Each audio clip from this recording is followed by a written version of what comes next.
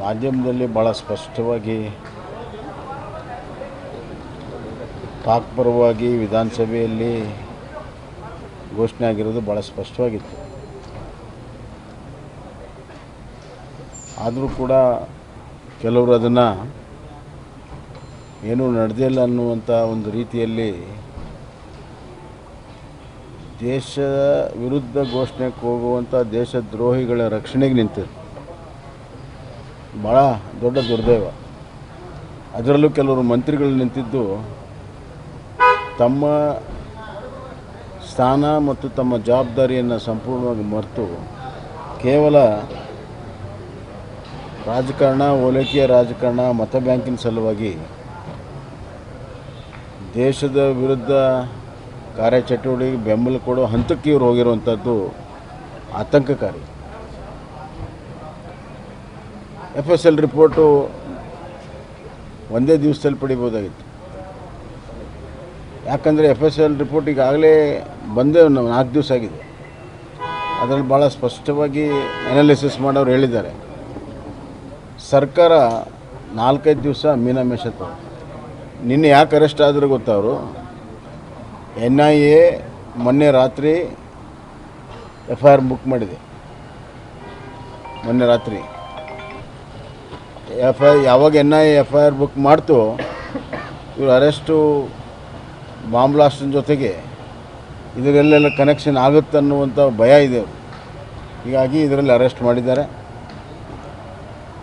ಈಗಾದರೂ ಸತ್ಯ ಹೊರಗಡೆ ಬಂದಿದೆ. ಪತ್ರಕರ್ತರನ್ನ ವಿನಾಕಾರಣ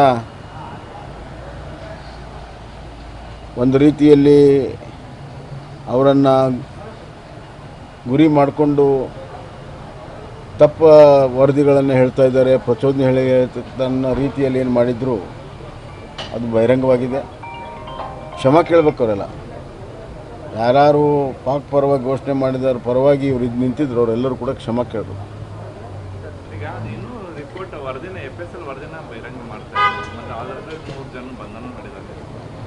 ಅಲ್ಲಲ್ಲ, ಅದರಲ್ಲಿ ಕ್ಲಿಯರಾಗಿ ಹೇಳಿದ್ದಾರೆ. FSL ವರದಿ ಆಧಾರದ ಮೇಲೆ ಬಂಧನ ಮಾಡಿದ್ದಾರೆ.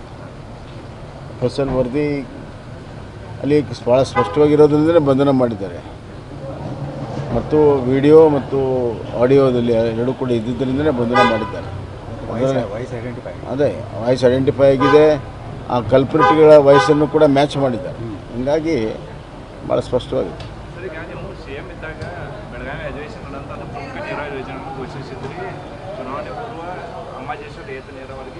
ಶಂಕುಸ್ಥಾಪನೆ ನೆರವೇರಿಸಿದ್ರು. ಈಗ ನಾಳೆ ಮುಖ್ಯಮಂತ್ರಿಗಳು ಬರ್ತಾ ಇದ್ದಾರೆ, ಮತ್ತೊಮ್ಮೆ ಅದನ್ನು ಶಂಕುಸ್ಥಾಪನೆ ಮಾಡಿ. ನೋಡಿ, ಈ ಸರ್ಕಾರ ಯಾವುದೇ ಹೊಸ ಯೋಜನೆಗಳನ್ನು ಮಾಡಿಲ್ಲ. ನಾವು ಮಾಡಿರುವಂಥ ಯೋಜನೆಗಳನ್ನು ಮತ್ತೊಮ್ಮೆ ಅಡಿಗಲ್ ಹಾಕುವಂಥ ಕೆಲಸ ಮಾಡ್ತಾ ಇದ್ದಾರೆ. ಈ ಸರ್ಕಾರ ಬಂದು 9 ತಿಂಗಳಾಗಿದೆ. ನೀರಾವರಿಯನ್ನು ಸಂಪೂರ್ಣವಾಗಿ ನಿರ್ಲಕ್ಷ್ಯ ಮಾಡಿದ್ದಾರೆ. ಅವ್ರಿಗೆ ತಮ್ಮದೇ ಆದಂಥ ಯೋಜನೆಗಳನ್ನು ರೂಪಿಸೋದಾಗಲಿ ಅಥವಾ ಇಂಪ್ಲಿಮೆಂಟ್ ಮಾಡೋದಕ್ಕೆ ಸಾಧ್ಯ ಆಗಿಲ್ಲ. ಹೀಗಾಗಿ ಹಳೆಯ ಯೋಜನೆಗಳನ್ನು ಮಾಡ್ತಾಯಿದ್ದಾರೆ. ಮುಖ್ಯಮಂತ್ರಿಗಳು ಇಂಥದಕ್ಕೆಲ್ಲ ಸ್ವಂತ ಪರಿಶೀಲನೆ ಮಾಡಬೇಕಾಗತ್ತೆ. ಅಧಿಕಾರಿಗಳು ಮಿಸ್ಗೈಡ್ ಮಾಡ್ತಿಲ್ಲ. ಸ್ವಂತ ಪರಿಶೀಲನೆ ಮಾಡಿ ಅವರು ಇಂಥದಕ್ಕೆ ಬರಬೇಕು. ಬೆಂಗಳೂರಿನಿಂದ ಮಂಗಳೂರುವರೆಗೆ, ಬೀದರ್ನಿಂದ ಚಾಮರಾಜನಗರದವರೆಗೆ ನಿಮ್ಮ ಸುದ್ದಿ ನಿಮ್ಮದೇ ಭಾಷೆಯಲ್ಲಿ. ಕರ್ನಾಟಕ ತಕ್.